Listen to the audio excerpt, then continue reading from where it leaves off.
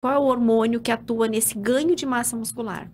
Falando de ganho de massa muscular, a gente fala também um pouco de testosterona, fala Sim. de GH, fala também de insulina, dos receptores de insulina. Porque, imagina, e além de tudo isso, fala-se também da produção de energia. Sim. O que eu observo muito? Pessoas que dormem mal, acordam cedo para treinar, são pessoas que estão mais obstinadas, elas querem ir para uma academia, mas elas acordam extremamente cansadas, fazem uso de termogênicos para poder conseguir ir para academia. Mas o desempenho no treino não é o mesmo. Então, o que é musculação? Como que a gente ganha músculo? A gente não ganha músculo simplesmente pelo fato de ir para academia e treinar de qualquer forma. E comer de qualquer jeito. A gente ganha músculo se tiver alguns componentes muito, assim, que são, digamos, obrigatórios. Você ganha músculo se você fizer um treinamento voltado para ganhar músculo. E esse treinamento ele tem que ser bem feito, com os movimentos corretos, com a repetição correta, a intensidade correta. Se não for assim, não ganha músculo. Depois de fazer esse treinamento, você tem que se alimentar.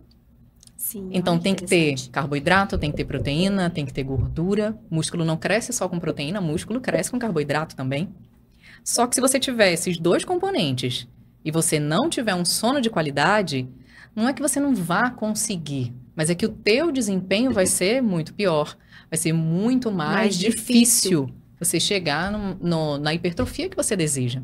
Então, assim, o sono é extremamente importante. É importante por esses motivos que nós já falamos também dos hormônios, né? Então, assim, impacta diretamente na testosterona, impacta diretamente no GH, vai impactar nos receptores de insulina. Todos esses três, eles têm que estar equilibrados para que aconteça uma hipertrofia.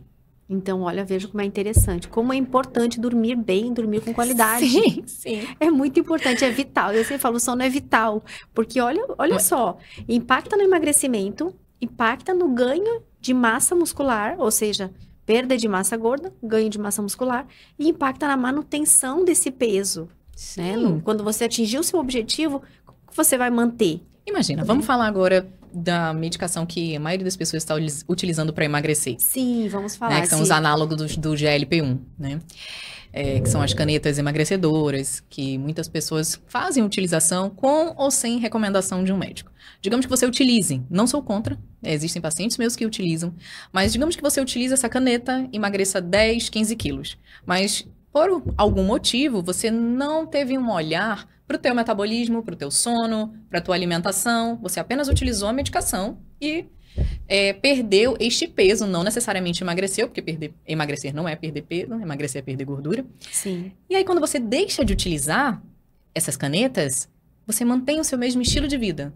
Dormindo tarde, dormindo mal, acordando cansado, não tendo condições de negar um desejo alimentar, porque você está extremamente cansado, irritado, não tem paciência para nada, então eu vou comer mesmo. Desconta na Eu comida, vou né? descontar na comida. Você não faz atividade física porque você continua cansado. Então, vai acontecer um reganho de peso. É o que a gente observa. Então, assim, o sono, ele faz parte, não é o único, mas ele faz parte de uma cadeia de fatores que são essenciais, não somente para emagrecer, mas para se manter magro também. E para se manter saudável. Saudável, né? Eu sempre falo, o sono é um pilar para a saúde, para a qualidade de vida, né? A gente sabe que hoje os pilares, que até o sono foi incluído agora há pouco tempo pela OMS. Sono, atividade física e alimentação. Então, assim, se esses três pilares não estiverem interligados e andando juntos, a gente olhando para eles, não adianta. Um lado vai cair, né? A gente não vai conseguir atingir o nosso objetivo. Muito interessante. A tua orientação, assim, para teus pacientes, tem algum limite, assim, de horário que tu acredita também? Porque eu vejo um outro equívoco. Por exemplo, pessoas que dormem 1h da manhã, aí eles contam 7 horas, acordam 8, e eles acham que tá tudo bem. Né? Então, assim, também acho que é importante a gente esclarecer isso aqui, que o horário que se dorme é importante, que não é somente a quantidade de horas. Né? Ou então esse atraso de fases, né? Porque isso é um atraso de fase. A pessoa imagina, eu vou dormir, não, meu horário de dormir é meia-noite. Eu durmo de meia-noite às 8, então eu tenho 8 horas. Só que você foi dormir à meia-noite.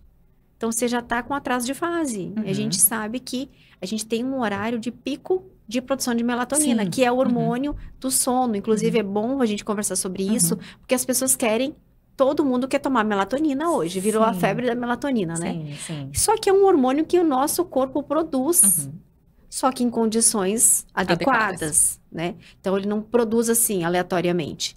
Fala pra gente aí um pouquinho qual é o horário, assim, do pico da produção de melatonina e por que que é importante ter um horário certo para dormir. Se a gente for falar de melatonina, a gente vai falar de ciclo circadiano. Sim, Né? exatamente. Aí a gente tem que olhar, assim, para o nosso passado um pouco. No nosso passado, não tinha todo esse estímulo que nós temos. Luminoso, nós não tínhamos telas, nós não tínhamos celulares. Então, quando o sol baixava, isso acontece por volta das 18 horas, ia ficando tudo mais escuro. Então, era dado um sinal para o nosso corpo, opa, é preciso desligar, é preciso ir desacelerando.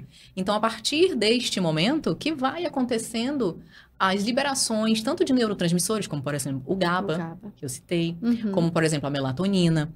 Então, é a partir daí que vai começando a ser, digamos assim, o nosso corpo vai ser preparado para dormir. Ele entende que naquele horário está começando o horário de desacelerar, porque o sono, ele tem um processo de desaceleração.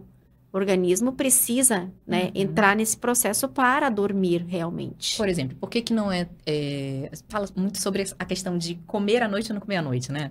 Tem gente que quando tenta emagrecer, fala assim, eu vou cortar logo o meu jantar, porque eu sei que quando eu corto o jantar, eu emagreço. E aí a gente pode falar horas sobre isso, né? Se tem que comer à noite, se não tem que comer à noite, mas existem dados, e aí a gente tem que falar um pouco sobre isso. Por exemplo, depois das 18 horas, o nosso estômago, ele começa a secretar menos ácido. Então, assim, acontece toda uma secreção gástrica, tem um suco gástrico, só que o suco gástrico está menos ácido, então está menos propício para digerir as coisas.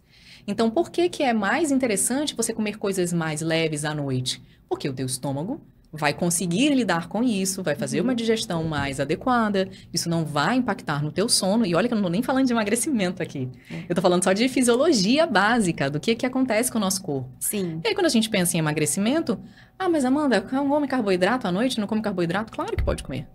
Só tem que ver qual o tipo de carboidrato, qual a quantidade de carboidrato, se isso vai impactar no teu emagrecimento, se isso vai impactar na qualidade do teu sono. E aí sim toma-se uma decisão adequada em relação a isso. Mas tudo isso é ciclo circadiano. O nosso corpo tem horário para tudo.